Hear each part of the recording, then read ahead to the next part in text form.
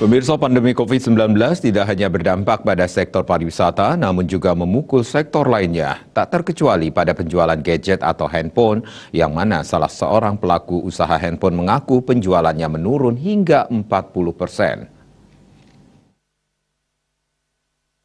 Pandemi COVID-19 berdampak terhadap pengusaha handphone di Bali. Menurut salah seorang pengusaha handphone, Iputu Windusara, penurunan penjualan handphone mencapai 40%. Pihaknya mengatakan Bali sebagai pulau yang mengandalkan sektor pariwisata tentu akan berimbas pula pada sektor-sektor yang lain, tak terkecuali penjualan gadget. Hal inilah yang membuat pengusaha handphone berinovasi agar dapat mempertahankan eksistensi usahanya. Dalam memberikan pelayanan kepada customer, pihaknya juga sudah menerapkan protokol kesehatan secara ketat.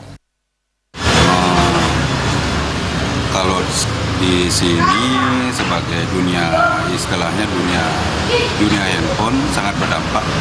Saya rasa bukan hanya di dunia handphone aja yang berdampak, melainkan segala sektor juga berdampak karena kita tahu Bali sumber utama ekonominya adalah pariwisata. Nah, sektor pariwisata yang sangat keras dampaknya untuk Bali sehingga mempengaruhi sektor-sektor yang lainnya termasuk kita di sini yang bisnis handphone ini. Sebelum kita melakukan inovasi, tentunya kita kan menghadapi dampak pandemi COVID ini, kita merestrukturisasi, ibaratnya pemasukan kita kan sangat berkurang jauh, sehingga kita harus mengurangi beban kita, termasuk pengurangan pegawai, terus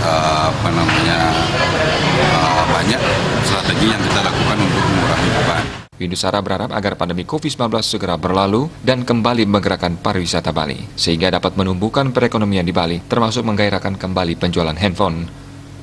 Andika